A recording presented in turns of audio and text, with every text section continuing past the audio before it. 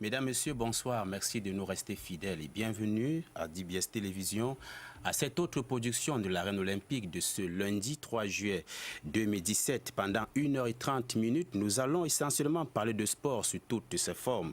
Volleyball, afro-basket 2017, 8e jeu de la francophonie et football avec un zoom sur la Coupe des Confédérations. Bilan général de cette édition, la 10e a été remportée par le champion du monde, la nationale Mannschaft, bien logique pour certains. Il s'agit de l'Allemagne avec une équipe B dans une soif de victoire incommensurable. Les Lions indomptables, quant à eux, sont rentrés plutôt bredouilles au-delà de tous les espoirs escomptés pour cette équipe pendant la compétition. Posons-nous là où les questions, la barre était-elle très haute pour les poulains de Hugo Broos ou encore le choix des hommes est à remettre en question. Dans tous les cas, nous ferons une fois de plus ce soir l'état de santé au sein de la tanière des Lions indomptables. En Ligue 1, football local, 20e journée, 21 buts ont été marqués par des victoires pour les clubs de la région du littoral. Union et Asc de Douala font jeu égal. Les clubs de la région du littoral n'ont pas gagné. Une fois de plus, New Star de Limbe, que dis-je, New Star de Douala a perdu face à Young Sport Academy. La grosse surprise, c'était la victoire de Lyon blessé de Foutouni sur Reading. Comment comprendre une lanterne rouge gagner un leader du championnat à la 20e journée? Nous allons répondre à cette question grâce à nos experts sur le plateau. Vous aurez tous les résultats au cours de cette émission et notamment avec un autre faux pas de Coton Sport en Ligue des Champions, taxé pour ces dernières heures comme étant un bon donneur de points. Un invité spécial ce jour, Eric Franck Samet. Ce nom vous dit quelque chose a priori. Il est footballeur professionnel, évolue du côté de l'Espagne.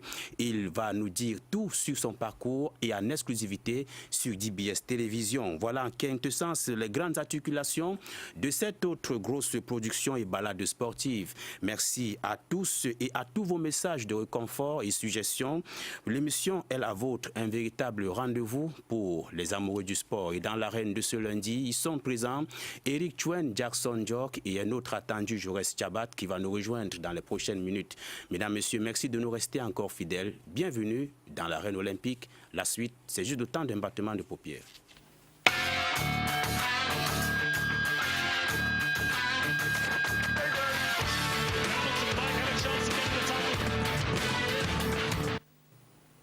Bonsoir encore à vous qui venez seulement et maintenant de prendre le pouls de cette émission.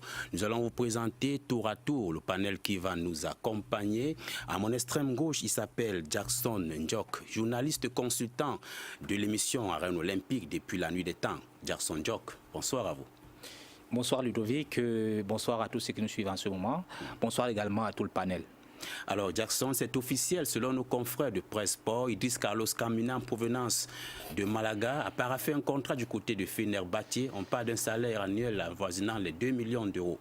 À 33 ans, c'est son 5e club professionnel. Et voilà, que voulez-vous que je dise, évidemment, parce que, vous savez, on dit souvent chez nous que nul n'est prophète chez soi. Aujourd'hui, on constate avec peut-être amertume que celui-là, qu'on appelle Idriss Carlos Kameni, n'est malheureusement pas appelé dans l'équipe nationale du Cameroun parce qu'il faut dire qu'il reste le meilleur gardien du Cameroun depuis à peu près 4 à 5 ans. Donc on ne sait pas pourquoi est-ce que jusqu'aujourd'hui il n'arrive pas à faire les bancs chez nous.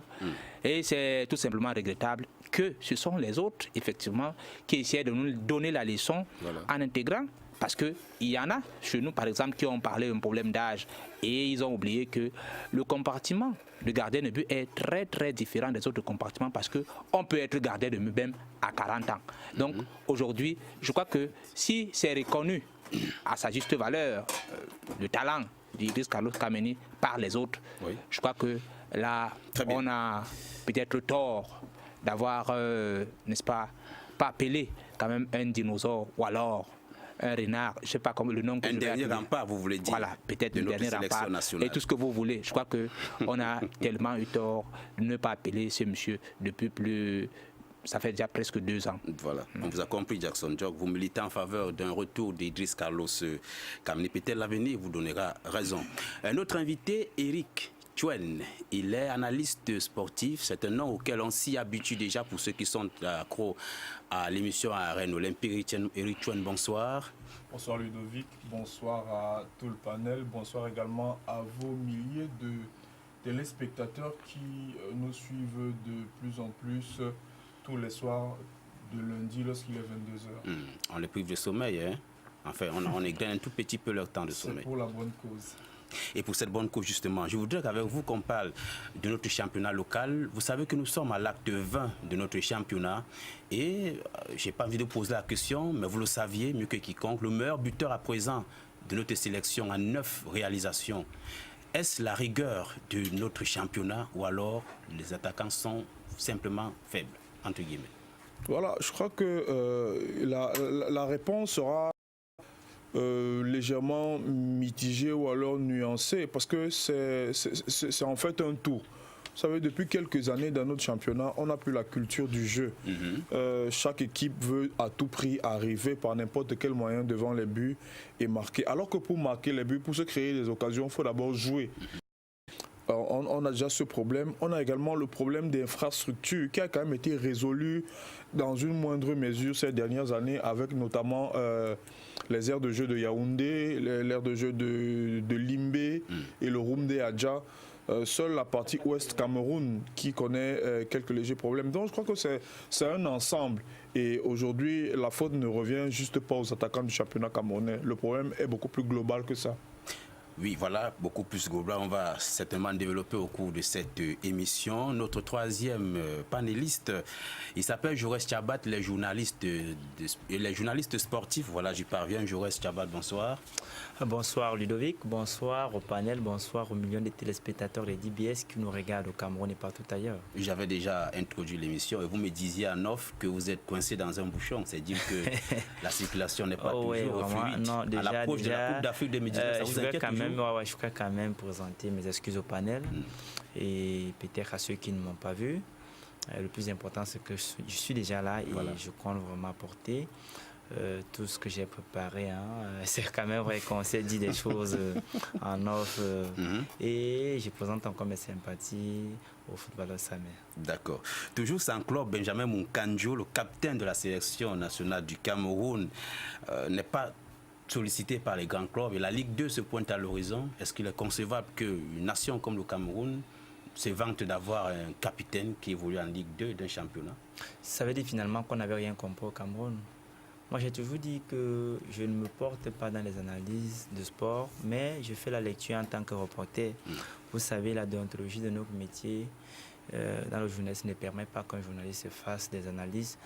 Mais vous pouvez le faire quand vous avez atteint un sommet dans le métier. Ça veut dire vous devenez un consultant, vous avez fait vos armes. Et ma lecture me dit ceci. Le Cameroun, les Lions indomptables ne remportent pas la CAN Gabon 2017 parce que nos Lions sont très forts, non? On ne va pas ouvrir le débat. Hein. Non, ce n'est pas un débat, c'est simplement pour dire la réalité. C'est la réalité qu'on a vécue. D'accord. Cette équipe a levé le trophée au Gabon parce que nos joueurs d'abord n'avaient pas eu des temps de jeu conséquents en Europe. Et on sait également que toutes ces équipes qui ont rivalisé avec notre équipe, notre sélection nationale, la plupart des joueurs qui venaient jouer au Gabon avaient des maths dans les jambes, pour certains étaient un tout petit peu carbonisés, alors que les nôtres montaient plutôt en puissance. Ça leur a permis de s'exprimer, de lever le trophée. Nous avons cru que nos joueurs avaient une grande plus-value dans leur talent, qu'on pouvait vendre ces joueurs-là. La preuve, voilà notre meilleur joueur, notre meilleur buteur de ce tournoi qui est allé se signer en Chine. Voilà encore notre capitaine, Benjamin Munkanjo, dont on a cru être au sommet de son art, qui a du mal à couvrir un club. C'est pourquoi on peut être meilleur, mais on est meilleur à un certain niveau. Le football, c'est diapason. Il y a diapason jusqu'à... Ah, je ne te reconnais pas là. Non, je vais dire des vérités. Subitement, tu es devenu un caméléon. Au-delà du collectif, on avait un très bon collectif, mais l'animation, moi je dis, il faut des individualités. Et des professionnels, les détecteurs ont une certaine vision. Si vous réussissez à vous épanouir, à vous fondre dans un collectif, il faut maintenant qu'au niveau de l'individualisme, qu'on puisse aussi noter une certaine réalité. Vous ne vous démarquez pas, ça fait problème. Très bien. Merci Jackson Jock, que vous ne répliquez pas du coup. On va prendre le 4e invité, on va le dire ainsi. Il est avec nous, c'est pour la première fois qu'il répond présent à notre invitation dans le cadre de l'arène olympique. Il s'appelle Eric Samet, il est jeune footballeur, il évolue du côté de l'Espagne. Eric Samet, bonsoir. Bonsoir. Comment est-ce que vous allez? Très bien. Vous avez un chat dans la gorge, hein? Ouais. Ça va aller, je vous remercie. Vous êtes au Cameroun depuis combien de temps? Depuis une semaine et demie.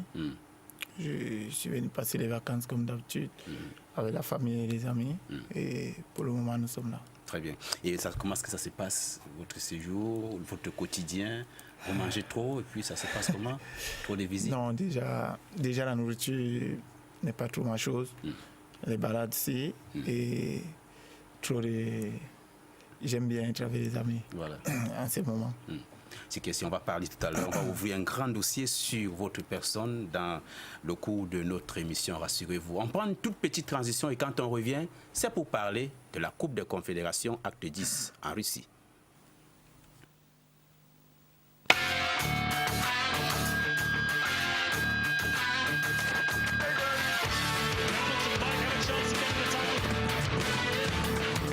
Coupe des Confédérations, Russie 2017, acte 10, les lampions dont se sont éteints, c'était encore il y a quelques heures pour cet événement en grande nature, remporté par la National Mannschaft championne du monde. Eh bien, au-delà de tout ce que les uns et les autres ont espéré en faveur du Cameroun et des autres nations comme le Chili, l'Australie, la Russie même qui était pays hôte de cet événement, eh bien, l'Allemagne a damé le pion à toutes ces autres équipes. Jackson Jock, nous avons là un vainqueur mérité ou un vainqueur qui a gagné par forceps? Un vainqueur mérité, je dirais. D'ailleurs, je ne vous le fais pas dire. Je crois que sur le plan du jeu, on a trouvé que le match était au-dessus de la mêlée. Au-dessus de la mêlée. C'est-à-dire, là, sans doute, tous les analystes sérieux peuvent le constater. Oui. Maintenant, ce que je constate, parce que j'ai suivi les gens dire, écoutez, c'est l'équipe B. Je crois que Dassler, lui-même, il a dit ça la dernière fois que non, qu'on ne dise pas que, c'est-à-dire le joueur qui évolue dans cette équipe, qu'on ne dise pas que c'est l'équipe B, c'est l'équipe de l'Allemagne. Mais même si certains talents ne sont pas là, il a dit ça en conférence de presse, même si certains talents ne sont pas là, il ne faut pas dire que c'est l'équipe B, c'est l'équipe de l'Allemagne qui a gagné la Coupe des Confédérations. Ce n'est pas l'équipe B. Et je crois qu'il a dit ça pour lever un certain nombre d'équivoques, parce qu'il y a beaucoup qui disaient que c'est l'équipe B, c'est ceci, c'est cela. Je crois qu'ils ont expérimenté quelque chose qui a été très, très, très, très formidable. Et là, maintenant, je pense que c'est ça, parce que, évidemment, voilà une équipe comme l'Allemagne qui prépare la Coupe du Monde. Et là, il est venu faire un essai et ils ont trouvé que le essai est concluant. Et là, il est sûr et certain que ces joueurs sont capables même de jouer la Coupe du Monde. Voilà. Et c'est comme ça. Par contre, chez nous, ce n'est pas du tout ça, c'est le contraire des choses. Simplement ici, on se contente d'une victoire au Gabon, comme le Cameroun a gagné la Coupe d'Afrique des Nations. Or, on oublie que c'est quand même depuis 2003 où le Cameroun a perdu la Coupe des Confédérations. Nous étions même peut-être le décès d'un cadre de l'équipe comme Marc-Vivien. Oui, le Cameroun pouvait même remporter cette compétition. En 2004, le Cameroun arrive en finale de la Coupe d'Afrique des Nations. Ça, on dit, c'est là à ce niveau qu'on dit qu'une équipe est constante. On peut dire qu'une équipe, comme j'écoutais les gens dire, l'équipe n'a pas démérité. Mais écoutez, le Cameroun, depuis, nous sommes 2013, 2003, 2017, on a gagné une seule CAN. Et on vous dit que non, le Cameroun, ça marche déjà parce qu'on a gagné une CAN. Je dis, c'est zéro. Voilà le texte grandeur nature qui était en Russie. Et le Cameroun n'a rien fait. Le meilleur reste à venir, Jackson Jock. Le meilleur ne reste pas à venir. Comment vous le savez? Si on a encore des gens qui sont là, qui ne méritent pas d'être là. En commençant par votre coach. Nous n'ouvrons pas encore le volet du Cameroun, Jackson Jock. Je voulais qu'on aille on n'ouvre pas le volet du Cameroun, mais ça c'était mon idée. Il fallait que je le dise d'abord. Ça c'est un premier jet. Très bien. vous allez vous calmer, Jackson Joe, ça c'est sûr. Éric Thiouen, cette Coupe des Confédérations, est-ce que vous avez vu l'Allemagne, pour être sincère? Je veux qu'on soit vraiment sincère ce soir comme d'habitude. Je crois qu'au début de la compétition, personne ne vendait cher la peau de l'Allemagne. Quand Joachim Löw a communiqué la liste de ses 23, beaucoup l'ont critiqué. Beaucoup ont dit qu'il avait sous-estimé la compétition. Beaucoup avaient dit qu'il a manqué de respect, en quelque sorte, à cette compétition qu'est la Coupe des Confédérations. Mais je dois avouer aujourd'hui qu'on ne l'avait pas vu venir. Je lisais encore hier ou avant-hier une interview d'Oliver Bierhoff, qui est le team manager de cette équipe, qui disait encore que l'Allemagne est en train de préparer la Coupe du Monde 2022 et que la génération qui était à la Coupe des Confédérations, c'est elle qui sera présente en 2022. Et quand j'ai lu ça, ça m'a conforté dans ma position, celle qui est de constater que les autres font de la projection, les autres font de la prospection et les autres font de la construction. Quand vous voyez cette équipe, il y a Stindl, il y a Rüdiger, il y a Kimmich, ça fait pratiquement 2-3 ans, ils étaient en U21. Ils étaient en U21. En 2017, ils sont dans leur équipe nationale. Appelons ça comme ça, même si certains ont appelé équipe B ou équipe C. À chacun de choisir la lettre de l'alphabet qui lui convient. Mais ce que je dis, c'est que quand on construit comme ça, c'est facile de prendre une équipe en catégorie inférieure et de l'amener. L'ossature de cette équipe, elle est là. Le milieu terrain, la défense centrale, les Hector qui sont là, c'est la même défense chez les U21 avec Rüdiger. Donc quand on construit, quand on a une vision, quand on a une stratégie, quand on conçoit, c'est comme ça qu'on voit les choses. Et l'Allemagne, on ne la donnait pas favorite, mais je crois qu'elle a démontré. Elle a montré du jeu, elle a produit du jeu, elle a démontré des qualités. Et aujourd'hui, ça ne me surprend pas tellement qu'elle puisse venir à bout de cette équipe chilienne qui a montré aussi également beaucoup de bonnes choses. Et ma foi, je crois que c'est à Joachim Löw que revient tout le mérite. Voilà, Joris Tchabat, on parle d'Allemagne-Chili, mais il ne faut pas qu'on oublie qu'ils ont d'abord joué un match en phase de poule et c'est soldé par le score de parité d'un but partout. Le buteur de ce match de poule, c'est le même qui a buté l'équipe chilienne en finale. Il était d'ailleurs le premier à ouvrir la marque au niveau des buts de l'Allemagne en compétition et c'est lui qui a notamment encore refermé. Est-ce qu'on peut quand même se dire que les Chiliens ont joué, mais à la fin c'est l'Allemagne qui a gagné? Non, ce que je voudrais hier retenir, c'est qu'il y a une marge de progression considérable pour l'équipe de la Mannschaft allemande. Et je vais rapidement jeter l'opprobre sur ceux qui estiment ou encore qui ont voulu porter des critiques sur Joachim Löw. Joachim Löw avait été très clair. Il est dans une phase de reconstruction. Vous savez, la politique du football ou encore la politique de la professionnalisation européenne est très différente de la politique chez nous. Pour la simple raison qu'on fait des projections de ce côté-là et il y a une certaine traçabilité au niveau des différentes sélections, au niveau des différentes catégories de la sélection, des sélections ou encore des catégories de sélections comme vous le voulez. Donc à partir quand vous commencez à jouer chez les U12, vous êtes suivi parce que la DTN véritablement fait un travail. La politique des jeux, la philosophie des jeux, je passe le concours d'Éric qui flotte avec le football professionnel. Et vous suivez à la lettre. Je voudrais quand même faire une révélation ici que quand la France remporte la Coupe du Monde en 1998, les Hispanisants envoient des experts en France pour étudier la philosophie des jeux du football français. Comment est-ce que les responsables de la DTN française ont pris sur eux d'implémenter une philosophie qui a permis à l'équipe nationale de France de gagner.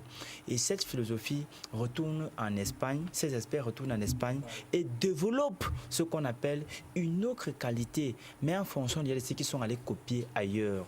Mais on n'a jamais recouvré ça chez nous. C'est pourquoi il dit que c'est la DTN qui prend sur elle de faire asseoir un jeu. Et ce jeu doit pouvoir être implémenté au sein de toutes les différentes sélections.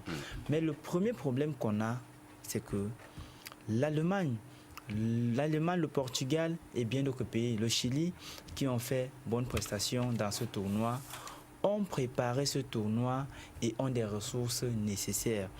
Au Cameroun, nous n'avons pas des ressources nécessaires. Moi, je n'étais pas surpris par le sacre de l'Allemagne. Moi, je sais que l'Allemagne est un pays où son football professionnel est véritablement valeureux. Je vais prendre un seul exemple. Quand vous voyez le Bayern de Munich qui joue la Ligue des Champions tout le temps et qui fait sensation, qui donne le meilleur de lui-même, c'est la preuve qu'au niveau, dans le football allemand, il y a un certain sérieux, il y a de la matière, il y a de la ressource. Maintenant... Donc le Cameroun a des piètres joueurs. Non, le Cameroun, non, monsieur Ndiok, le Cameroun n'a pas des piètres joueurs, mais le Cameroun a un problème de désorganisation de son football. Vous comprenez? Le football camerounais est désorganisé. Pourquoi? Je prends un seul exemple. On a remporté la Coupe d'Afrique au Gabon. On a vite fait de sortir 500 millions pour faire ce qu'on appelle le Crofet Tour dans le Cameroun. Alors que le championnat professionnel piétinait dans son lancement parce qu'il n'y avait pas d'argent. Mais on sortait l'argent qu'on devait distraire dans des caravanes sonorisées qui ne servaient à rien du tout. On aurait pu prendre ces 500 millions associés à moins de 400 millions qu'on a donné à la Ligue et dire à la Ligue lancer un championnat. Il faut suffisamment financer notre championnat professionnel. Parce que si les footballeurs qui séjournent dans notre championnat ne sont pas suffisamment encadrés, ils ne pourront pas être retenus. À chaque fois que quelqu'un sera tapé dans un ballon ou à moitié un ballon, on va miroiter à ce joueur, soit le Maghreb, je ne sais pas, l'Azerbaïdjan ou encore les pays de la zone scandinave. Et ça, ce n'est pas toujours de manière à réjouir, à redorer le bien de notre championnat. Parce que quand nos footballeurs arrivent en Europe, ils ont un problème de niveau. Et ça, ce niveau, il faut qu'on le travaille ici, au niveau local.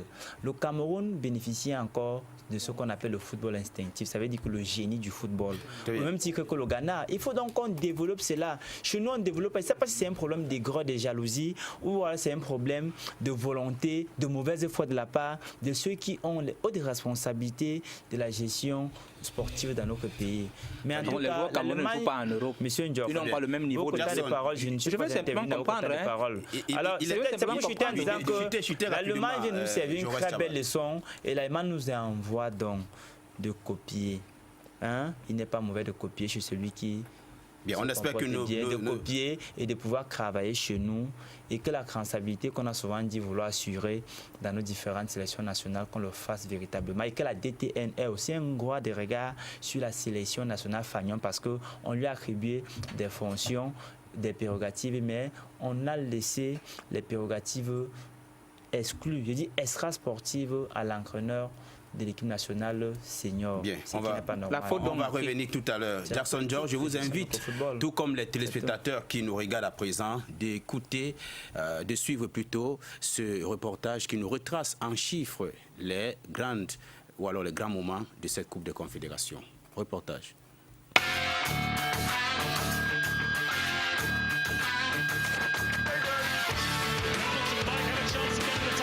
La rencontre finale de l'acte 10 de la Coupe des Confédérations de football a mis aux prises la Nationalmannschaft au Roja du Chili devant plus de 50 000 spectateurs au stade de Saint-Pétersbourg. Ces deux équipes s'étaient déjà rencontrées en phase de groupe et s'étaient séparées sur le score d'un but partout. Et pourtant, pour cette finale, l'avantage a très vite tourné en faveur des coéquipiers de Julian Draxler, lesquels à la 21e minute ont ouvert la marque par Lars Stild, déjà buteur contre le Chili en phase du groupe. Les Chiliens menés ont tout tenté pour revenir, mais en vain, grâce à la solidité défensive au portier allemand. Score final 1-0. L'Allemagne s'adjuve donc le précieux sésame au détriment des 7 autres nations participantes.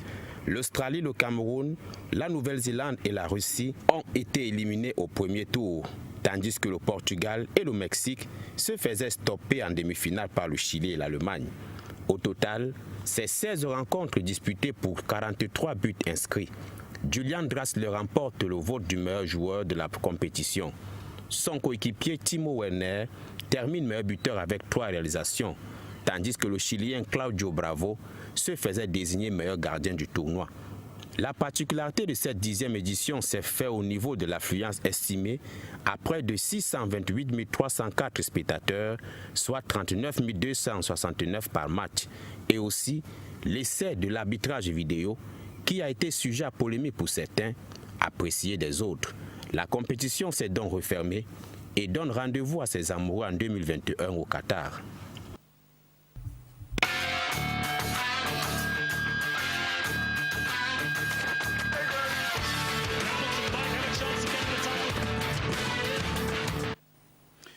ces deux articulations évoquées qui ont fait sujet de commentaires, je voudrais qu'on retienne l'articulation qui concernait bien évidemment cette vidéo. Est-ce que vous avez apprécié, vous, Éric Chouane?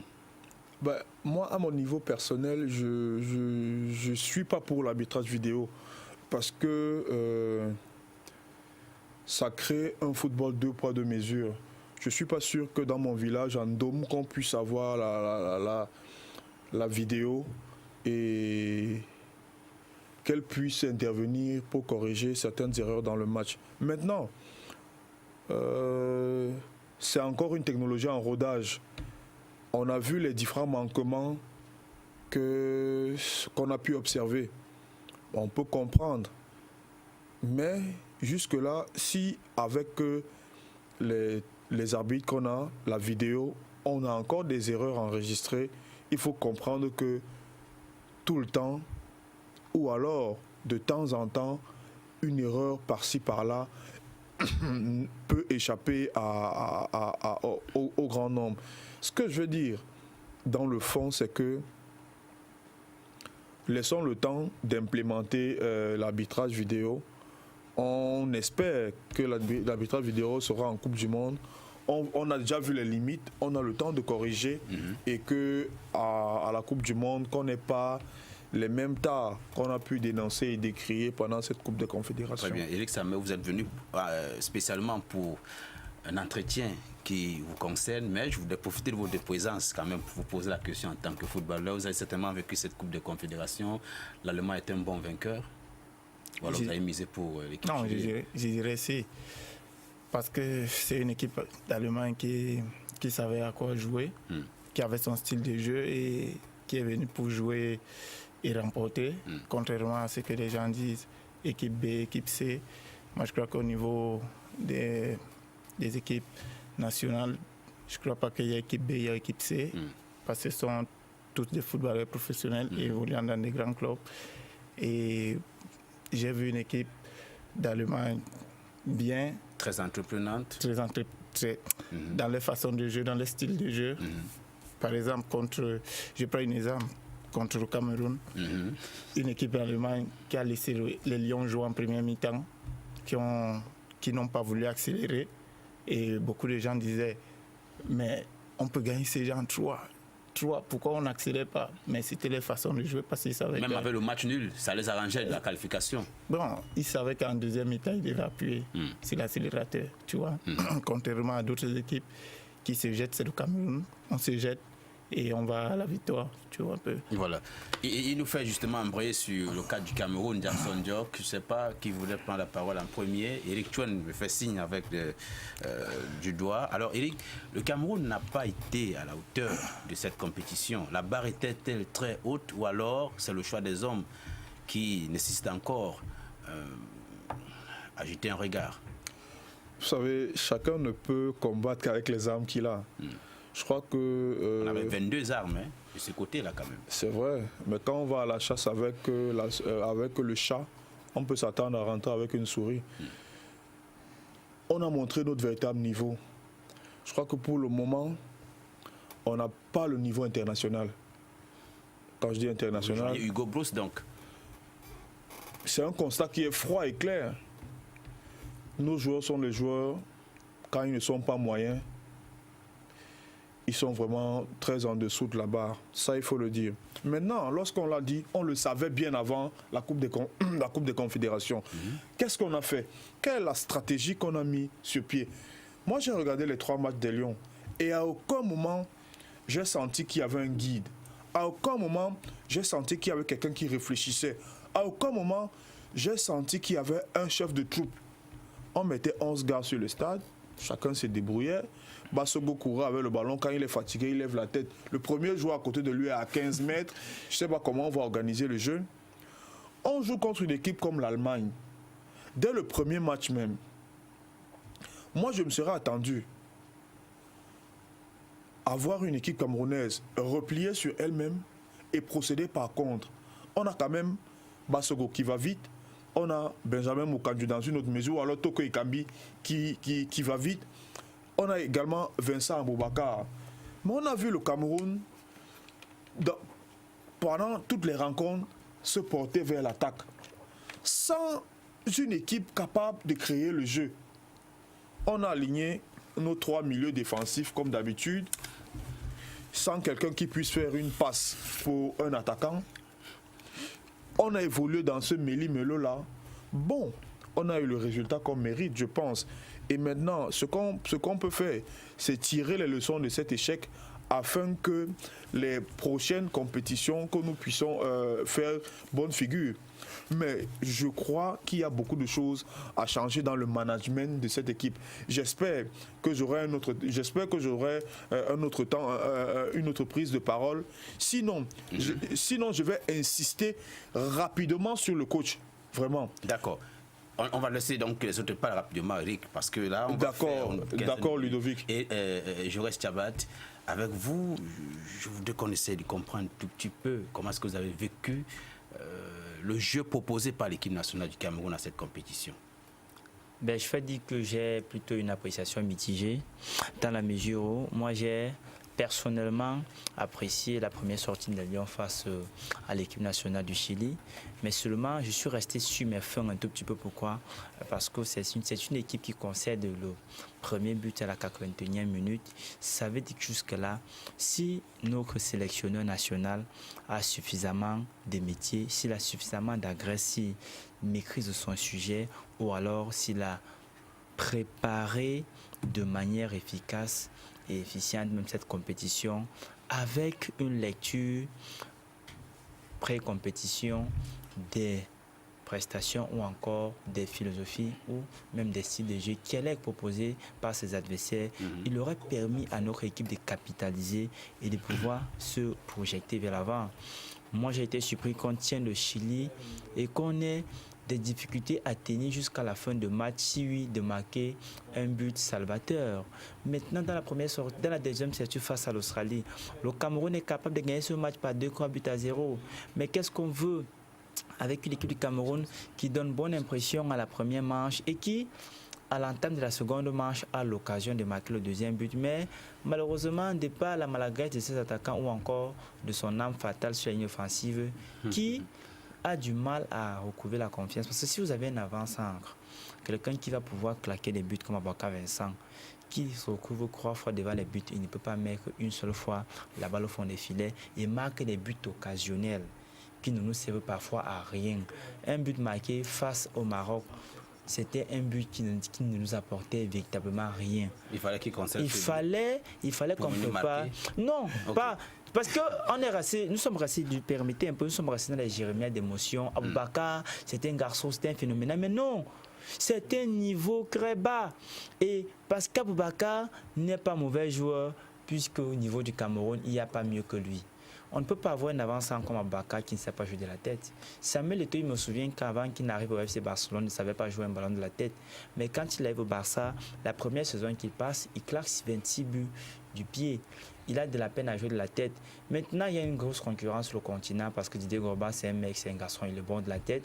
Mais maintenant, qu'est-ce qu'on fait? On demande à Samuel de travailler, d'apprendre à jouer. Quand il marque son premier but de la tête, on célèbre au Cameroun. Et du coup, Samuel est devenu un très bon joueur de tête. Pourquoi on a ce problème de formation avec nos avançants? Le Cameroun ne manque pas de joueurs, même à l'étranger. Il y a des garçons qui sont capables de jouer dans cette polyvalence. Mais comme nous sommes dans une certaine philosophie de marchandage des places, on a du mal à donner de la place à ceux qui peuvent véritablement jouer. Parce qu'on ne peut pas essayer un gars comme Aboubacar Vincent qui ne nous donne pas l'occasion de marquer des buts. Face à l'Allemagne, on passe une première mi-temps. Oui, finalement, on pouvait. Non, mais l'entraîneur a pris sur lui. Pourquoi l'entraîneur nous a d'abord caché la blessure de Jarsoa? Il n'est pas sérieux, M. Brosse n'est pas sérieux, il nous a caché la blessure de Jarsoa. C'est l'élimination du Cameroun qui fait jaillir tout. Et comme M. Brosse est resté fidèle à ses habitudes, je ne dis pas qu'il est mauvais entraîneur, il est peut-être un mauvais sélectionneur, c'est ce que je dis. Brosse peut mieux entraîner cette équipe, mais le casting de Brosse n'est pas un casting payant. Pourquoi? Il fait mal ses choix. Oui. Et en plus, je parle des choix sur des joueurs pouvant animer sa philosophie de jeu. Il n'a peut-être pas cette vision. Est-ce qu'il en a même une? Mais maintenant, M. Brosse, lui, comme pour défendre son image, il essaie de rejeter le probe sur la formation et les formateurs, les éducateurs de football au Cameroun, qui travaillent au quotidien sans moyens, sans accompagnement. Je ne sais pas si ce monsieur Colère a été local. Justement, c'est l'un des problèmes saillants de notre football. Nos sélectionneurs doivent être au courant du vécu de nos formateurs, de nos éducateurs, qui encadrent la jeunesse au quotidien. Voilà. Il parle là comme un monsieur qui reste régulièrement en Belgique et qui ne vient au Cameroun que quand il faut convoquer des joueurs et qui dit vraiment au Cameroun, ces formateurs, ces éducateurs-là, ils n'ont pas le niveau, ils ne font pas de bon travail. Est-ce qu'il sait dans quelles conditions ces messieurs travaillent? D'accord. Est-ce que nos infrastructures ont une certaine hauteur ou ont une certaine taille pouvant rivaliser avec ceux des pays, je parie que vous allez vous faire celle des pays, je veux dire. Voilà. Donc il y a beaucoup de choses comme ça. Okay. J'ai dit, M. Brosse doit pouvoir dire des vérités s'il est peut-être manipulé, s'il est influencé par certains agents de joueurs, par le team manager de l'équipe. Je répète encore parce que moi je parle ici sans merci de ne pas donner les noms. Vous n'allez pas le faire à DBS Télévision. Oui, je crois que je me réjouis du fait que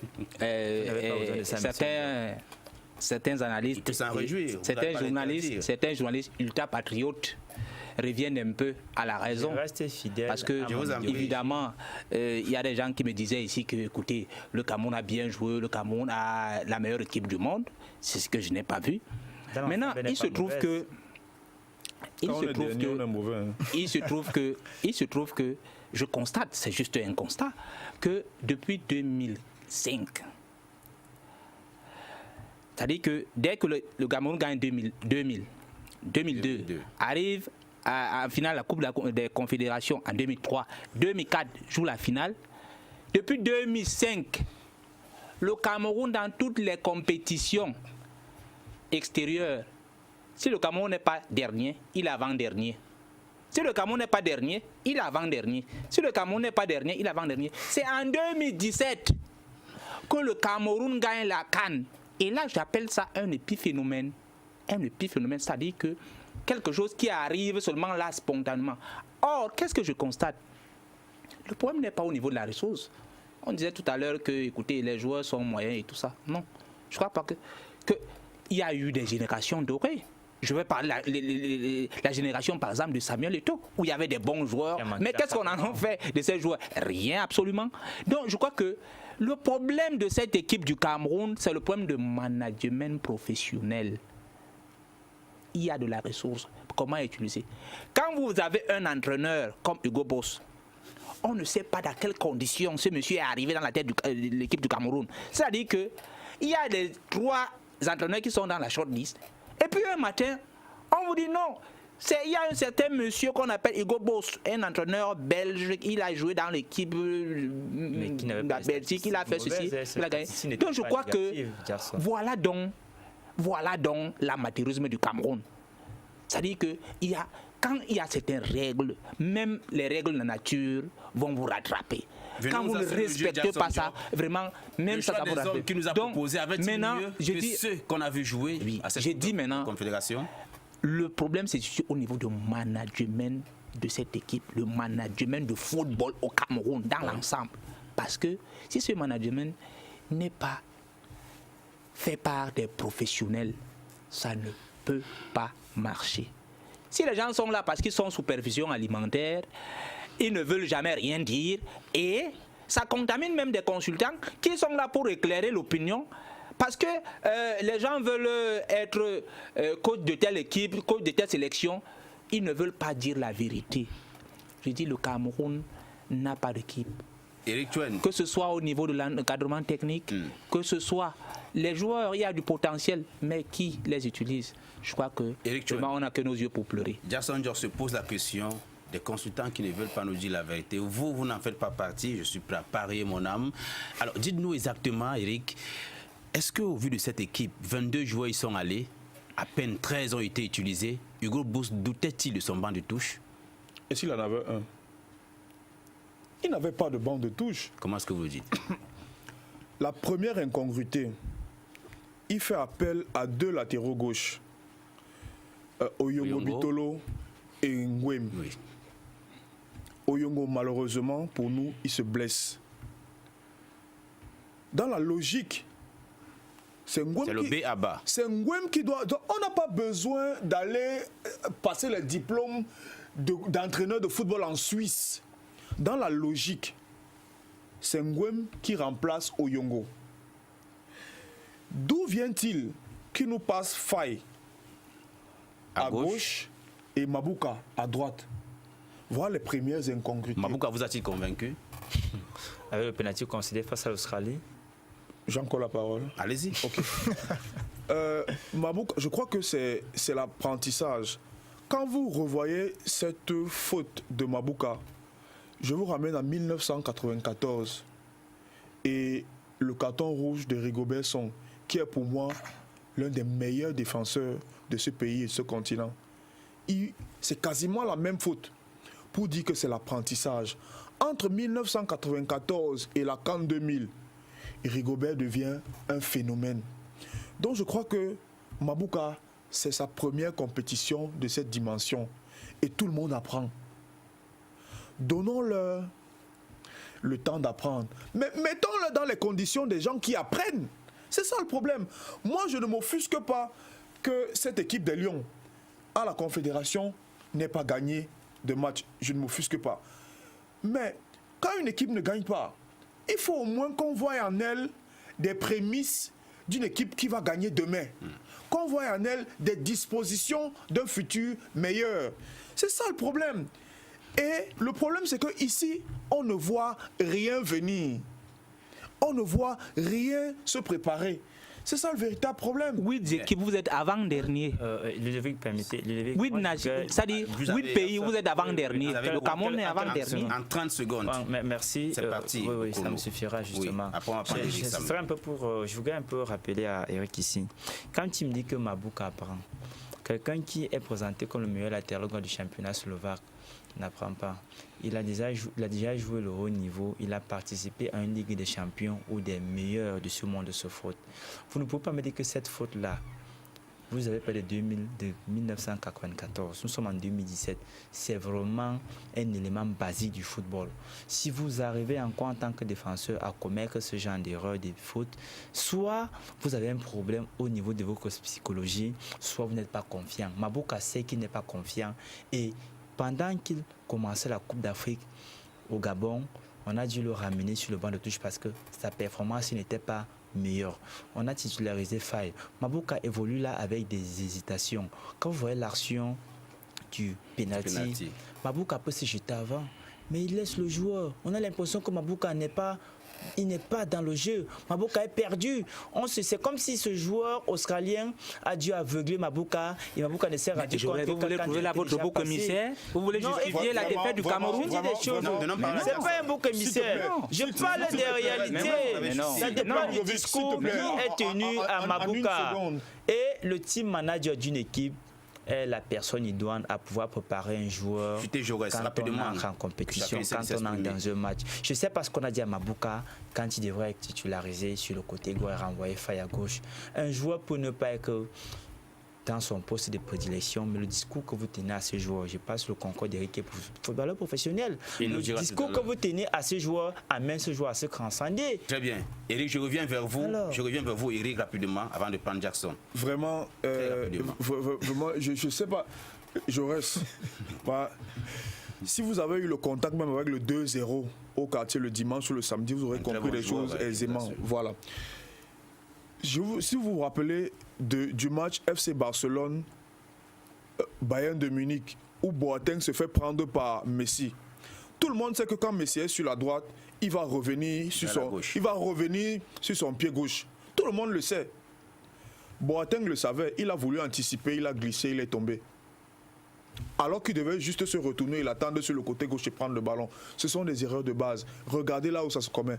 Donc des erreurs comme ça peut se commettre. Mais derrière, on doit avoir toute une stratégie, tout un bloc, tout un construit qui est mis en place.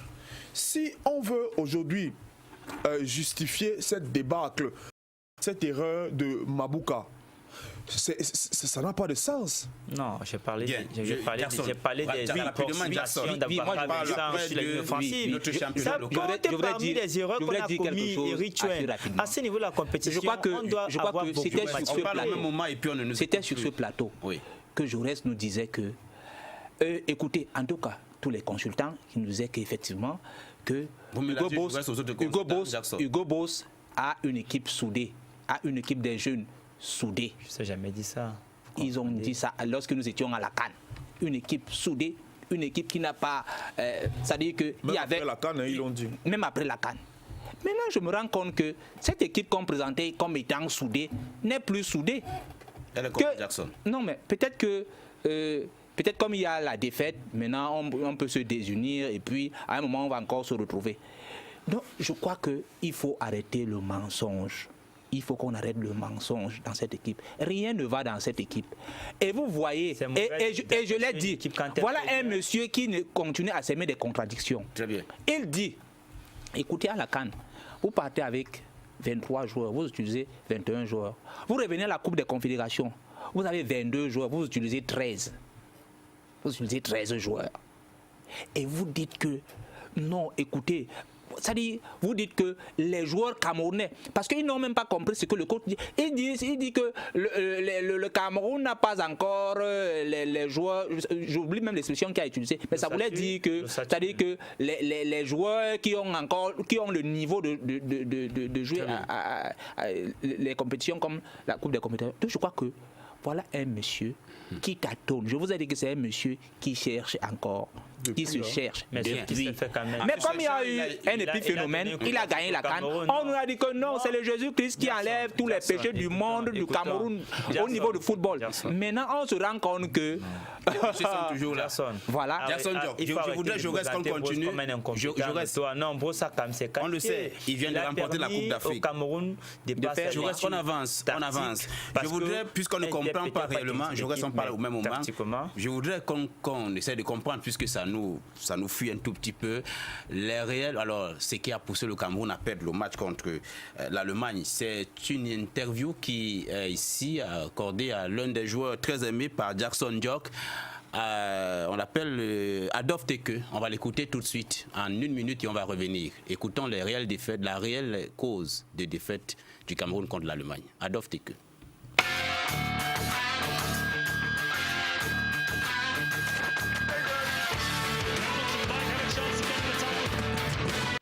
Adolphe, finalement, ce n'était pas suffisant de battre l'Allemagne. Pourquoi c'était le cas? Je dirais qu'on a fait une bonne première mi-temps et en deuxième mi-temps, on a encaissé le but très tôt et ça s'est suivi avec un carton rouge et ça a changé tout le match. Je pense que si on n'avait pas pris le but tôt, et je pense que ça aurait été un autre match, mais je pense qu'en deuxième mi-temps, l'Allemagne était meilleure que nous et on a perdu le match. En première mi-temps, vous avez largement dominé ce match-là, mais pas pu concrétiser, non, encore une fois? Ah oui, on a manqué encore des occasions et on a eu les chances de marquer en première mi-temps, on n'a pas pu. Et en deuxième mi-temps, l'Allemagne a pu concrétiser ses actions et elle nous a dominé. Et vu aussi avec le carton rouge, ça a changé toute la donne du match. Qu'est-ce qui est votre bilan de cette Coupe de Confédération? Qu'est-ce que vous ramenez pour les prochains matchs qui sont difficiles notamment? Nous ramenons déjà une bonne préparation pour les matchs à venir. Déjà contre le Nigeria, double confrontation. Je pense que nous sortirons d'ici grandis et je pense que nous devons apprendre de nos erreurs et je pense que les matchs contre le Nigeria, on viendra plus fort. Bonne chance, merci beaucoup. C'est moi qui vous remercie.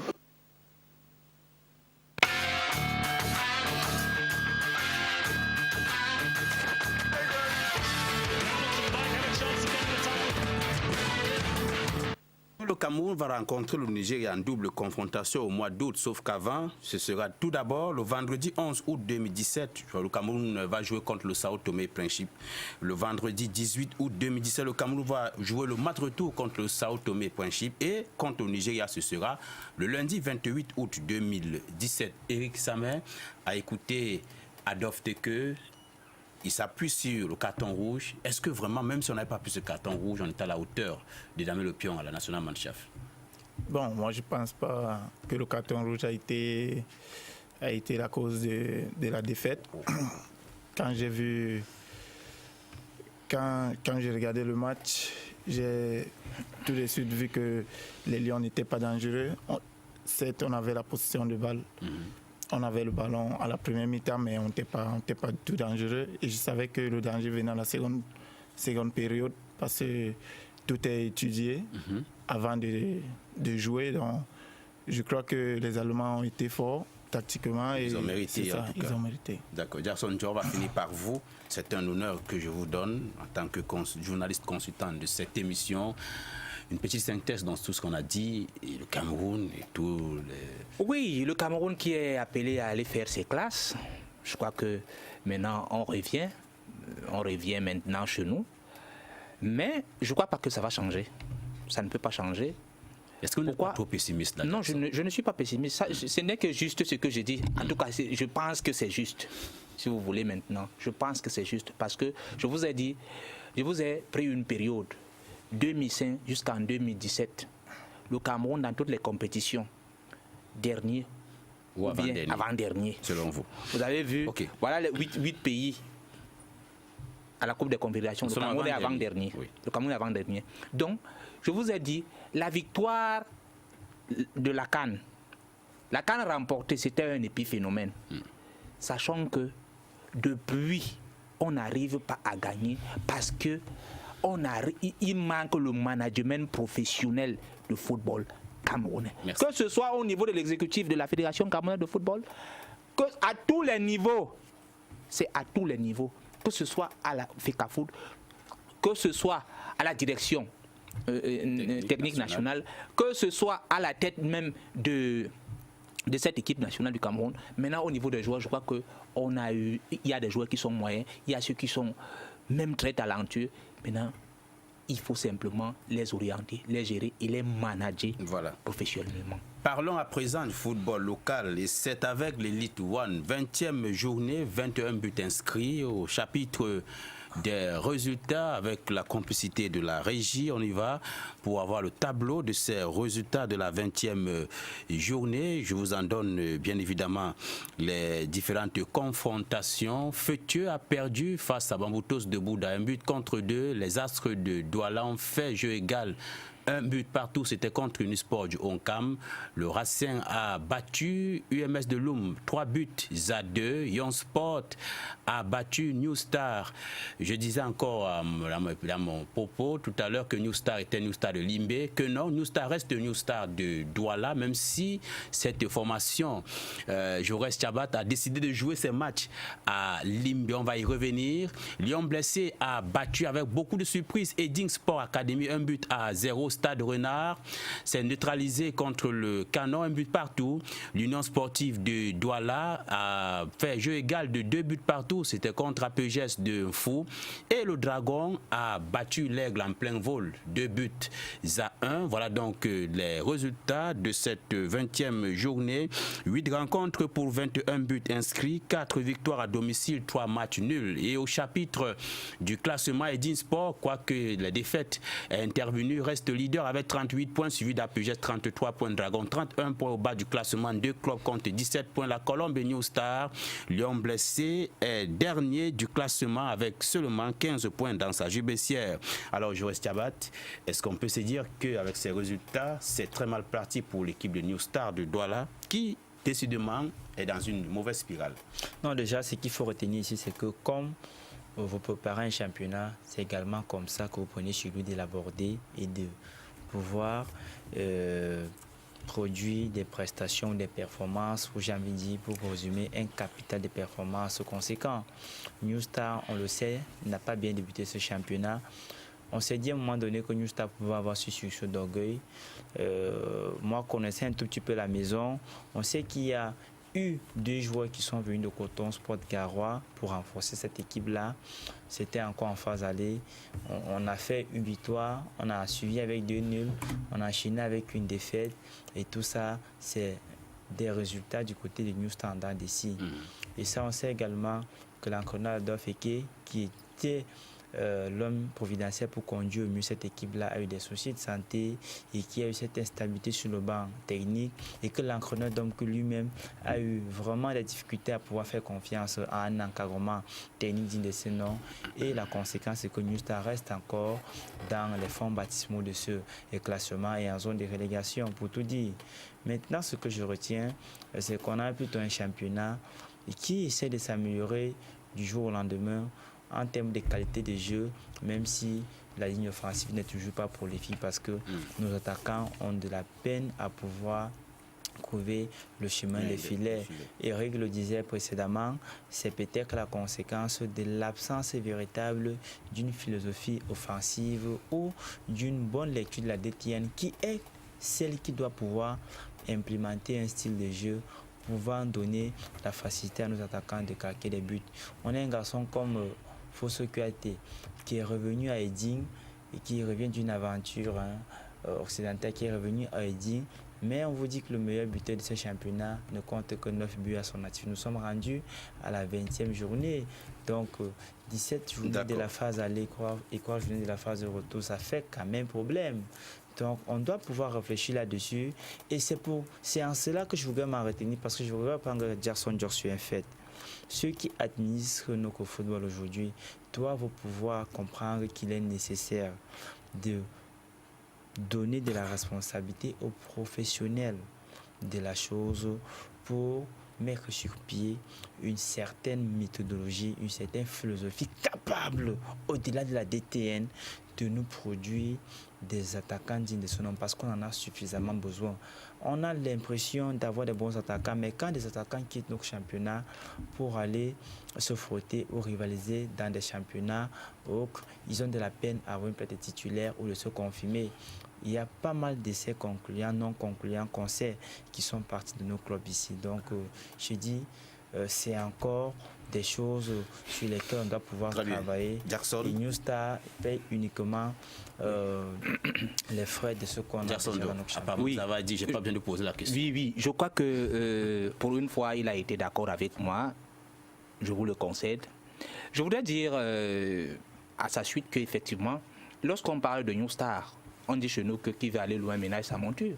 Lorsque vous voulez gagner, ou vous avez une perspective selon laquelle vous voulez aller plus loin. Oui. Et vous cherchez les vieux briscards, comme on dit au quartier. Vous mettez dans l'équipe. Vous vous attendez à quoi? Les vieux briscards au sein de New Star? Au sein de New Star.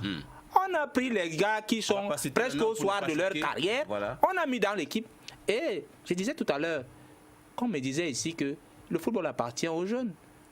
C'est dans la jeunesse qu'il y a tout ce que vous connaissez, la force, tout ce que vous connaissez, tout ce qu'un joueur, c'est-à-dire que toutes les valeurs qu'un joueur doit régorger. Donc je crois que New Star, voilà le premier le défaut de New Star, la première faute.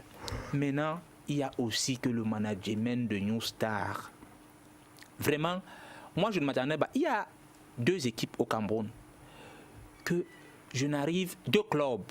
Je n'arrive, et quand ils font ce qu'on peut appeler, quand ils ne sont pas vraiment en parfaite harmonie avec le professionnalisme ou alors la professionnalisation de leur club, je suis vraiment très, très embêté. Il y a New Star et Union de Douala.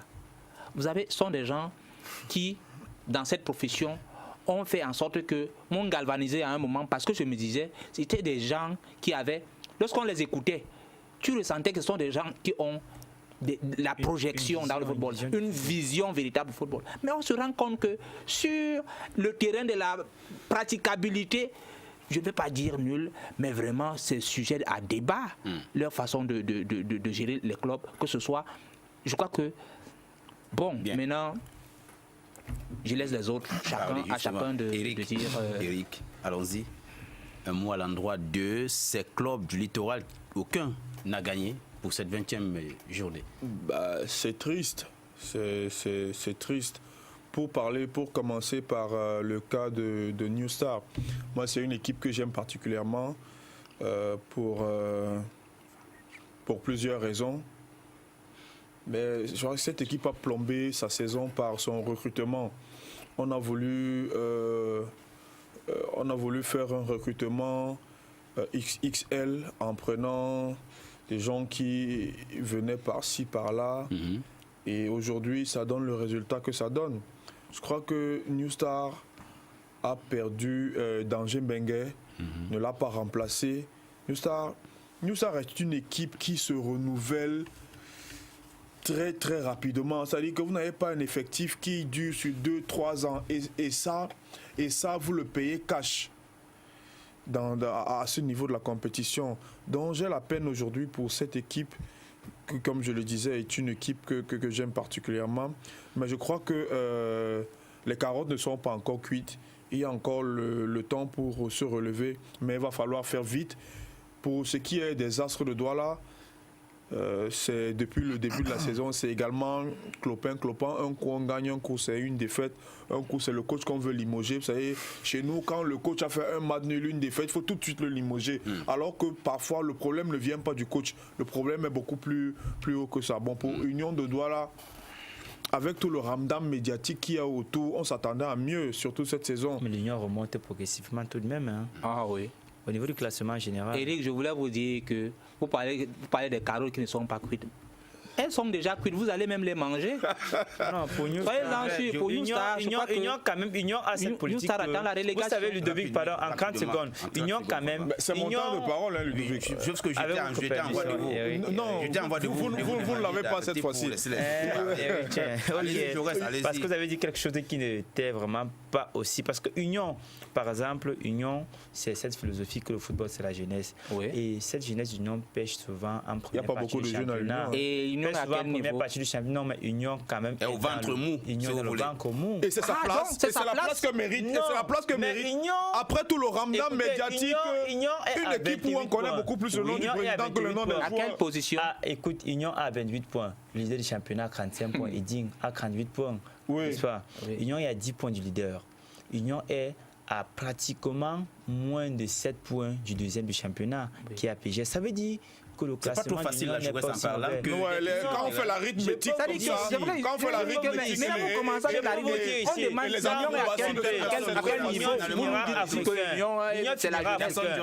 La jeunesse n'a rien fait. Mais là, c'est la prestidigitation que vous faites. Non, ça a toujours été les performances, les résultats de l'Union de Douala, parce que la jeunesse donne à ce niveau, on a compris. En régime. À ce niveau-là, on a compris que ça a toujours été comme ça. Donc, on trouve que l'Union n'évolue pas. C'est la politique de l'Union évolue tout de même. Que l'Union ne doit pas évoluer. Je vous rappelle, ça, on a compris. Un club au grand président, vous le connaissez tous, c'est dit quand même qu'il y a le professionnalisme dans cette maison. Et personne ne peut nous parler d'Union au mieux que l'ancien joueur de Union de Douala.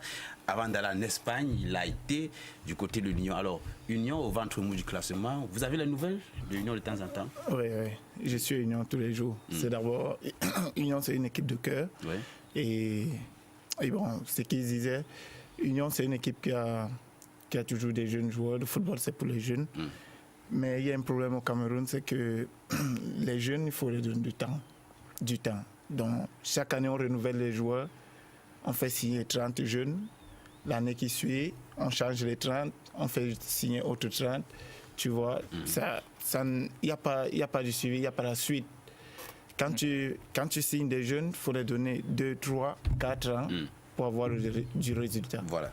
Je voudrais vraiment qu'on arrête de parler de ce championnat pour l'instant. On va passer à autre chose, mais tout de même, je vais rappeler pour la gouverne de nos téléspectateurs les rencontres qui vont compter pour le compte de la 21e journée. Le canon sera aux prises contre APGS, Colombe Astre, UMS Bamboutos, Eding Feutieux, Young Sport Academy contre Union Sportive de Douala, New Star, Stade Renard, Unisport Lyon Blessé, puis Aigle sera aux prises contre le Racing Football Club. On va passer outre pour parler de l'Afro-Basket 2017 avec illustration, bien évidemment. C'est un travail d'équipe avec la régie. L'Afro-Basket 2017, aux dernières nouvelles, c'est la Tunisie et le Sénégal qui vont co-organiser l'épreuve. La compétition aura lieu du 8 au 16 septembre 2017. 16 pays seront repartis voilà, parce que là je parlais plutôt de nations de repartites, mais pays seront repartis en 4 groupes, 2 basés à Dakar et 2 à Tunis. À l'origine, c'est le Congo-Brazza qui devait accueillir l'Afro-Basket 2017, mais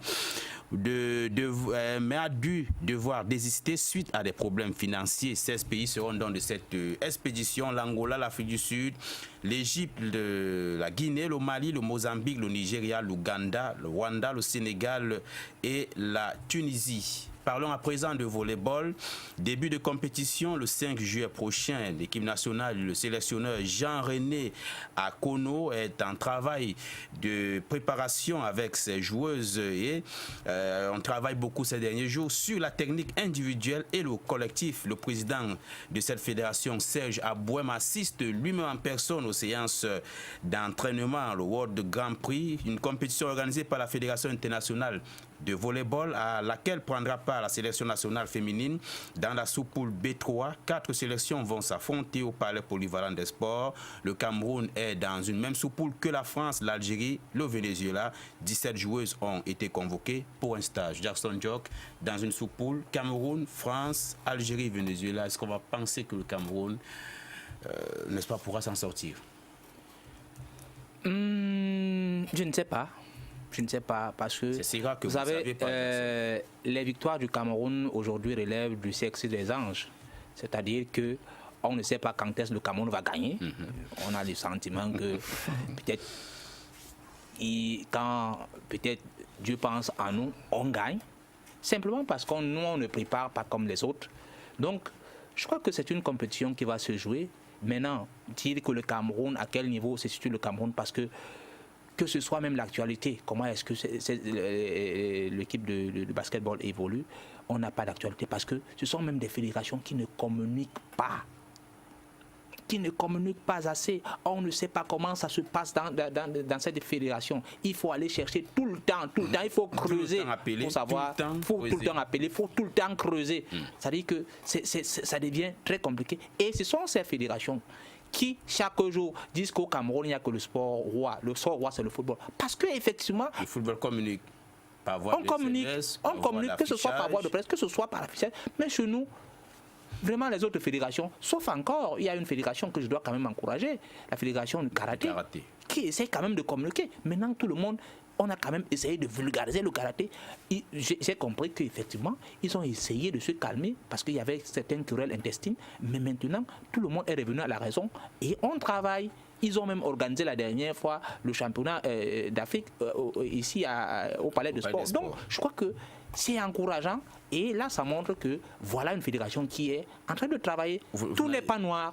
Vous n'allez pas trop en faire, Jaurès. Je veux vous donner parole pour parler de la Champions League africaine avec le Coton Sport qui est taxé de donneur de points. Mais bien avant, je voudrais que je donne cette info liée au jeu de la francophonie à Abidjan 2017. La 8e édition se déroulera du 21 au 28 juillet à Abidjan, en Côte d'Ivoire. L'entraîneur Guy Mondio a présélectionné 15 joueurs à l'intérieur comme à l'extérieur du pays pour un stage interne de la sélection nationale féminine âgée de 18 à 25 ans.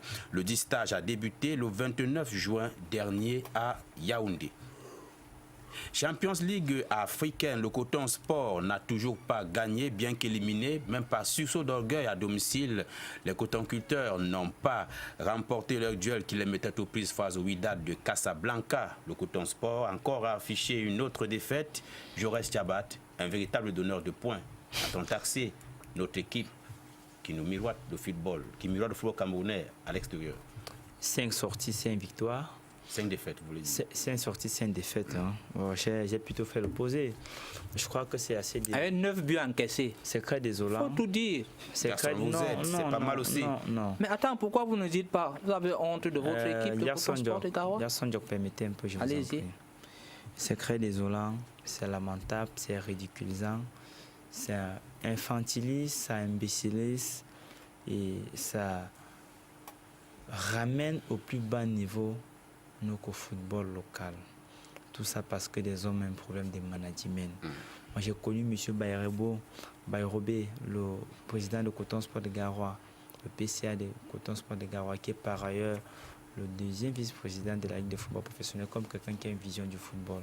Pour avoir travaillé avec M. Iya Mohamed, qui est l'une des personnes qui a véritablement une vision du football, même si des gens vont penser ce qu'ils vont penser parce qu'il avait ses positions, mais au moins il avait mis des infrastructures, il avait pensé le projet Coton Sport.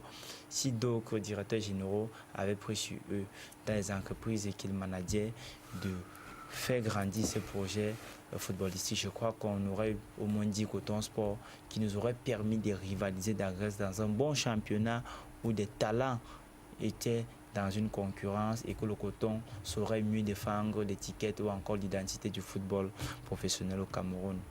Ça, c'est une raison. Maintenant, une deuxième lecture, c'est quoi? C'est qu'on a confié le Coton Sport de Garoua ou encore le Coton FC, comme on l'appelle désormais, à un entraîneur comme Mikro Biwe, qui est l'entraîneur national de la sélection U17 du Cameroun. Ça, c'est chez les femmes, c'est chez les dames.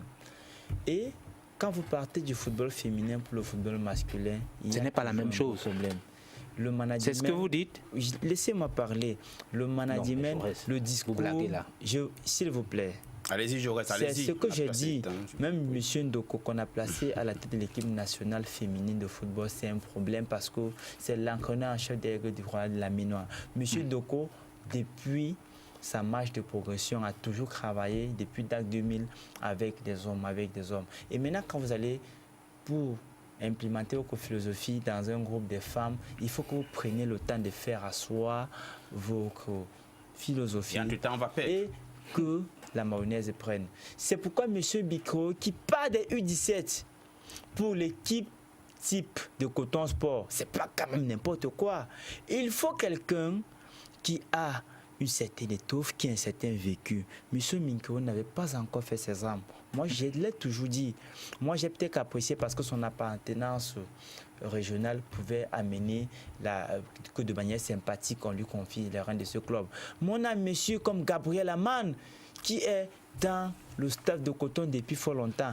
Est-ce que ce sont les résultats des Mikro qui ont séduit les responsables de Coton Sport au niveau régional? Je ne sais pas. Mais Mikro n'avait pas encore cette capacité. Voilà, on vous a suivi. Merci, Jackson. Je ne vous comprends pas. Je vous comprends pas ce soir. Vous connaissez le lycée des jeunes filles. Vous connaissez le lycée des jeunes filles? Pourquoi vous ne connaissez pas le lycée des jeunes filles? Donc, vous voulez dire que ces professeurs qui enseignent dans le lycée des jeunes filles ne peuvent pas enseigner dans un collège qui est mixte ou bien qui n'a que des garçons? Sur le plan éducationnel, l'éducation de... Ah bon, ce n'est pas le même. Est-ce qu'il y a un diplôme pour l'encadrement du football féminin? Il y a un diplôme spécifique pour l'encadrement du football féminin. Laissez-moi parler. Mais ne dites pas n'importe quoi. C'est pas par hasard que M. Enunga a mis beaucoup de temps à la tête de cette sélection. Non. Ce n'est pas parce que... Il faut juste spécifier les choses. Le discours qu'on tient quand on entraîne des femmes, ce n'est pas le même discours qu'on tient quand on est dans une équipe. Mais c'est pour ça que les entraîneurs de football sont des psychologues. Merci Jackson. Nous allons, avant de clôturer l'émission... Monsieur Ludovic Malagal. C'est moi le présentateur. Non, il faut pas se l'éviter. Non, en quelques secondes. Vous savez que Kale Nongacho est allé prêter mon faute à Colombe. C'est pas... Colombe ne paie pas depuis que Cal est parti. Hein. Quand Cal était à Colombe, ça ne marchait pas. Ah bon? Oui, c'est parce que lui, il ne maîtrise que le football féminin. Non, mais il faut se dire des vérités. Je veux comprendre. Il faut se dire des vérités, monsieur Ndiok. On a beau être un accord de haut niveau, mais le terrain dans lequel on joue, moi, ça c'est ma lecture. C'est ma lecture. Je ne vous l'impose pas. Je voudrais qu'on reçoive avec honneur. Vous avez été tout d'accord avec moi lorsqu'on a causé en offre de cette émission qu'on devait recevoir Eric Samet. Donc on lui donne la place qui lui est réservée. Alors je voudrais, avec la complicité de la régie, sur l'illustration de photos d'Eric Samet, qu'on parle de ce footballeur camerounais qui a été formé au club de Friendship Academy. Il est passé par les Astres Juniors, puis l'Union sportive de Douala avant de signer en Espagne au sein de TFC. Peut-être j'ai pas la prononciation espagnole, je m'en excuse. Pour 3 ans, il sera prêté par la suite au Burgos pour une saison avant d'aller pour une aventure de 3 mois en Bulgarie. De retour en Espagne, il signe à la Nucia et évolue pendant une saison, décide de rentrer, se ressourcer au Cameroun et choisit la destination de Nassara Kamakai, où il va passer 6 mois avant de s'envoler à nouveau pour l'Espagne et paraffer un contrat avec Uetor Club de Portivo. En rappel, Eric Franck Samet est un ancien international cadet et junior, vainqueur de la Coupe de l'UNIFAC en 2008 avec le Cameroun. Il avait fini meilleur buteur de la dite compétition avec 6 buts. Au-devant d'un certain Vincent Aboubakar, il avait été préféré pour jouer comme avant-centre. Il a arboré de nouveau le vert ou jaune en 2011 lors de la Coupe du Monde des moins de 20 ans. 6 ans après, Eric Franck Samet, du haut de sa volonté, embrasse le rêve de revenir à son meilleur niveau. Voilà ce qu'on peut dire de ce jeune garçon qui est notre invité. Alors Eric Samet, est-ce qu'il y a à en rajouter sur cette brève présentation? Non. Et qui je vois là, c'est votre femme, c'est votre grande sœur?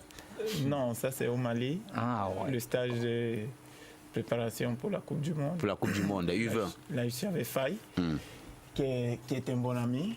Et je passais tout le temps avec lui et Jack Clinton. Très bien. Vous êtes en vacances au pays, Eric.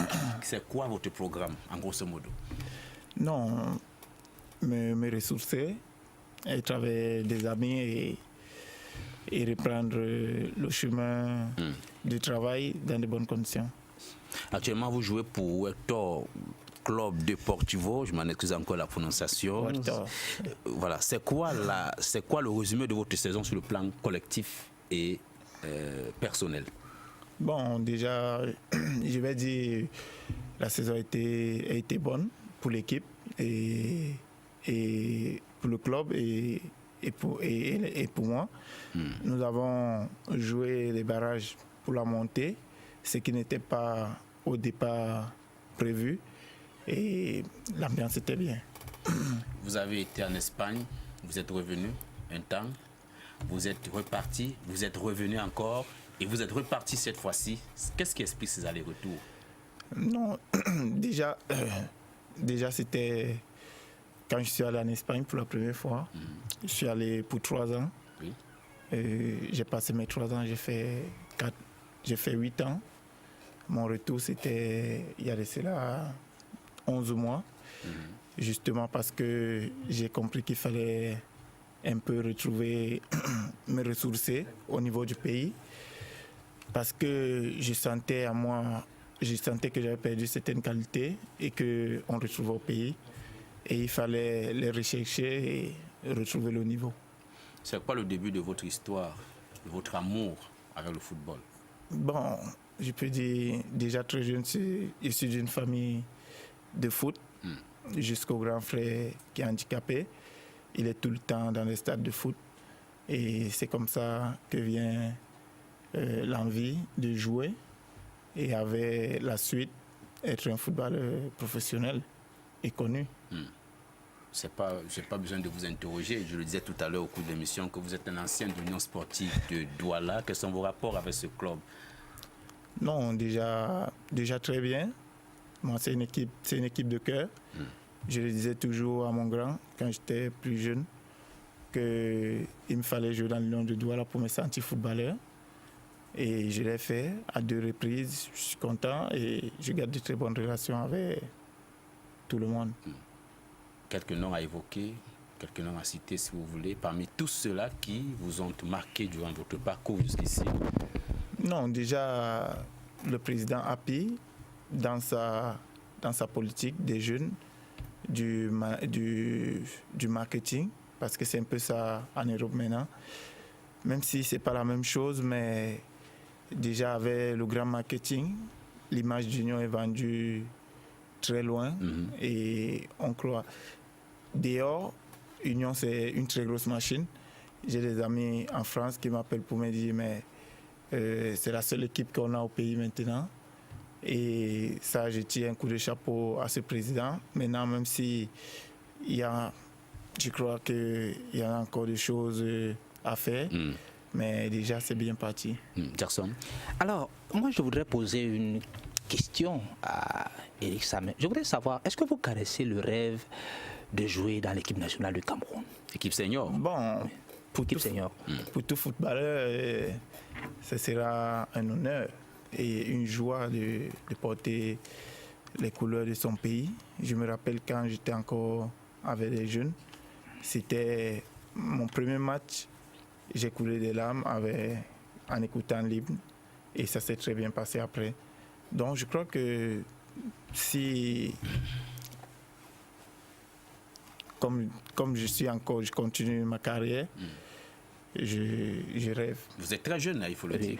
Alors, quels sont vos rapports avec les Lions qui jouent actuellement au sein de cette équipe? Bon, pour vivre après le championnat, après la Coupe du Monde, parce que il faut évoquer que il faut dire que tous ceux qui sont là maintenant, c'est ma génération. Et bon, après le passage avec les juniors, j'ai gardé des relations avec Faye Colline, qui était du côté de la Roumanie, et juste un peu avec Linton J, et surtout avec Aboubakar. Et bon, maintenant, c'est vrai que nous sommes un peu distants, mais je crois que si on se voit, ça va bien se passer. Et ça, mais qu'est-ce qui peut se passer là? Je voudrais que la régie nous aide à revoir un tout petit peu les photos de la Coupe de l'UNIFAC 2008. Vous étiez tout jeune encore que cette fois-ci. Et beaucoup ne le savent pas jusqu'à aujourd'hui que quand vous êtes sélectionné pour cette... Voilà la photo justement. Vous tenez le trophée de meilleur buteur, je crois. Ouais. Meilleur buteur, vous avez le dossard 6. Vous avez marqué 6 buts. Je crois que j'ai encore bonne mémoire. Si, bon...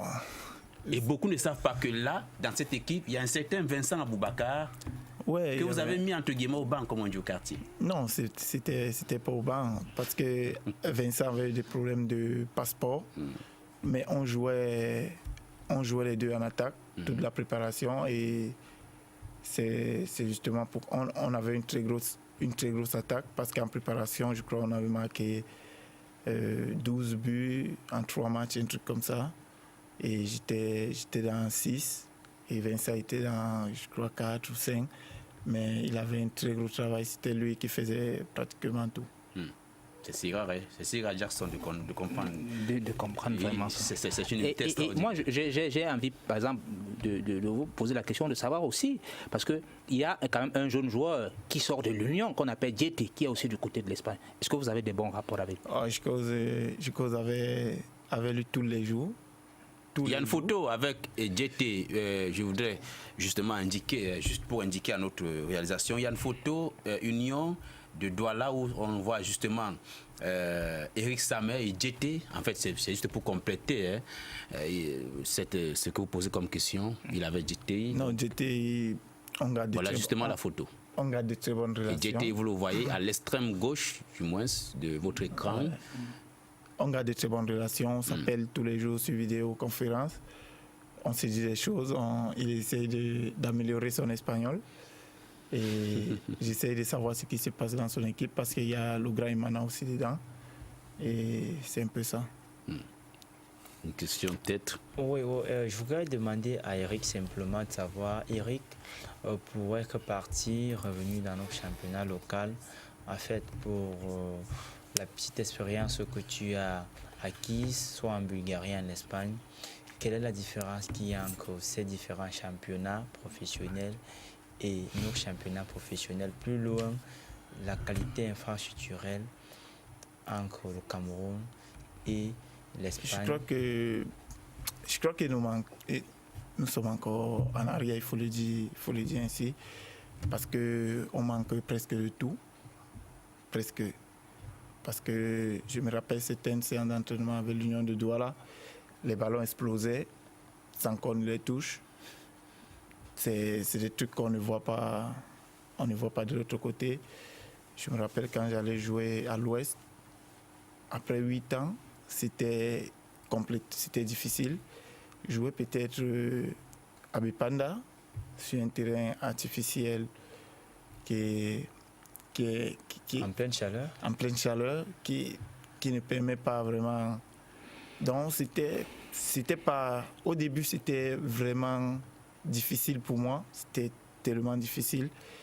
Et puis la qualité physique aussi, la qualité de l'entraînement, qu'il a fallu que je m'adapte très rapidement. Mais pour dire vrai, on en a encore beaucoup à faire dans le management, dans le côté des infrastructures et même dans la gestion des joueurs. est-ce que cela impacte véritablement le déficit? Est-ce que cela impacte sur les performances du joueur qui part du Cameroun pour l'étranger, par exemple? Est-ce que son temps d'adaptation est fonction de ce qu'il vivait au quotidien au Cameroun? Oui, je pense que à tous les niveaux, il doit avoir un temps d'adaptation. Ça dépend maintenant de tout un chacun et de la détermination de tout un chacun. Donc, il y en a certains que quand ils quittent ici, moi j'ai vu de très bons joueurs au championnat, mais les infrastructures et tout ce qui englobe le football au Cameroun ne les permet pas de s'exprimer. Je vais vous prendre un exemple. Quand j'étais dans les juniors avec Clinton J, quand je suis rentré de mon stage, j'ai dit à mon grand tout de suite, Clinton J, c'est un joueur d'une autre dimension, parce que je voyais ce gars faire des trucs aux entraînements et je l'avais dit à mon grand. Et Faye Collins aussi, c'était un gars qui, justement, c'est pourquoi j'étais avec les deux, parce que j'appréciais beaucoup les façons de jouer, mais ils étaient encore payés en ce moment. Et je ne doutais pas que ce sont des gars qui devaient percer. Et là, en image, nous avons, enfin justement, l'image est passée entre temps là. En image, nous sommes en Espagne. Il s'agit de quel club? Je pense ça, c'est Wellington, ça c'est cette saison. Là, on sort d'une victoire qui nous met au barrage, qui nous met deuxième au championnat. Ouais. Et aujourd'hui, Eric, vous pensez que revenir à l'équipe, cette fois-ci nationale, c'est un rêve qui est permis? Bien sûr. Quand on est footballeur et dans toute activité, quand on y exerce encore, on rêve le sommet. C'est clair. Vous êtes en Espagne depuis beaucoup de temps et je suis pas parier que vous parlez bien espagnol. Bien sûr. L'émission vous donnera la tranche de votre interview et c'est pour faire plaisir à vos coéquipiers. Vous allez donc parler un peu en espagnol. Ça dépend de ce que vous allez dire. Nous, on ne va peut-être pas comprendre, mais eux, ils vont comprendre. Ah non, il va parler, non, on va comprendre. Ah ok, Jackson va comprendre. Pour être sincère, moi, je ne peux pas comprendre. Allons-y, Eric. Déjà, qu'est-ce que vous voulez que je dise? Je ne sais pas. Ah oui, mais tu peux dire bonsoir. Tu peux dire bonsoir. Nous sommes free, cette fois-ci. Bueno, contento de estar en este programa. Y voy a saludar a toda la gente que están escuchando este programa, y tengo muy buena gente que están conmigo y el programa está bastante interesante. Yo creo que la gente que nos está mirando piensa lo mismo que yo, y voy a llamar a mucha gente a seguir ese programa porque ese programa est bastante intéressant. Je préfère, pour ne pas déplaire les téléspectateurs, que Jackson nous donne l'explication, les gars, après l'émission, voilà, que de le faire en direct. Je préfère. On ne part pas prendre techniquement à ce niveau de la compétition. On rentre plutôt avec des leçons. Tim Manga, qui nous fait parvenir sur SMS. Bonsoir les amis, vous êtes formidables, vous êtes si jeunes, mais vous avez beaucoup à dire. Le message n'est pas du tout signé. On va prendre ce tout SMS. Arène Olympique, pour moi, c'est la meilleure émission. C'est Eric du côté de l'ESSEC. Dit-il, bonsoir. Je voudrais vous demander la situation de Clinton J dans l'équipe qui, d'après moi, serait la solution pour notre attaque qui a été stérile, et le problème du coach, du staff ou des performances. C'est signé Maxwell depuis Chang. Un autre message qui nous vient du Tchad, je ne sais pas si c'est possible vraiment, qui nous vient du Tchad. Bonsoir à vous, merci pour votre émission tout court. Le message n'est pas pourtant signé, mais il dit c'est elle, il fait les pointillés, après il met du Tchad, je ne sais pas trop. Bonsoir à vous mes très chers amis, dites-moi un mot sur le résultat de la 20e journée. Je crois tout à l'heure j'ai fait le rendu de tout ce qui est résultat, inondé d'SMS, malheureusement, peut-être on ne va pas tout lire. Merci pour cette émission, juste pour vous féliciter. On a toujours des félicitations Jackson. On va prendre un autre SMS très rapidement. On va revenir certainement peut-être dans les prochaines éditions, voilà. Franck, Samet, Eric, on va donc se dire merci que vous soyez venus. Ça a été un plaisir de vous avoir sur notre plateau. Le plaisir est le mien d'être ici et d'apprendre un peu plus parce que j'ai appris avec Jackson. Vous avez retenu le nom de Jackson. Tout le temps. Et de votre homonyme là, Eric Chouan cette fois-ci. Ouais, c'est que Jackson, lui, il est tout le temps dans la contre-attaque, tu vois. Et puis comme je suis un attaquant, j'aime bien les gens. Donc du coup, si vous êtes sur un terrain, il est défenseur, vous êtes attaquant. Non, il y aura du feu. Et soyez-en sûrs, je serai votre agent de joueur. Vous allez jouer à l'équipe nationale. Vous êtes venu avec votre manager, on a oublié de le présenter. Et comment est-ce qu'on l'appelle déjà votre manager? Francis Mbolo. Francis Mbolo. Franck Jaurès, merci d'être venu. C'est moi qui vous dis merci de cette opportunité d'expression. Eric Chouan, merci encore à vous. Le plaisir est le bien. Jackson Jock, merci. Aucun proverbe, ça fait 3 émissions. Les autres étaient ça me plaît. Je suis très content d'être sur ce plateau. Oui. Alors que moi, je me disais même qu'on a plus des jeunes talentueux qui sont de l'autre côté. Et là, je me réjouis du fait qu'on a quand même Eric Samé qui est là aujourd'hui. Voilà. Et là, ce qu'on peut dire, c'est que voilà, le talent camerounais, il est toujours là. Et nous attendons Eric Samé à l'équipe nationale du Cameroun. Pour remplacer soit Ndip També que vous aimez. C'est toujours. Pourquoi pas? Pourquoi pas? Nous sommes jeunes et ils sont nombreux à apprécier nos plateaux parce que je n'ai jamais invité plus de 40 ans sur mon plateau. Moi, je crois que j'ai vraiment pris ça sur moi d'inviter les jeunes qui peuvent veiller à cette émission pour vous donner le meilleur de tout ce qu'ils connaissent sur l'info sportive sans rien vous cacher ni faire de langue de bois. Vous avez Jackson, Eric Chouan, Jaurès et très souvent ils viennent nous rendre visite ici. Très chers téléspectateurs, merci d'avoir veillé jusqu'à 7h pour nous regarder. On se donne rendez-vous à lundi prochain avec d'autres sujets. Nous viendrons encore avec beaucoup plus de peine. Merci et bon séjour au Cameroun. Bon retour par anticipation. Merci encore, mesdames, messieurs, bonne nuit à tous.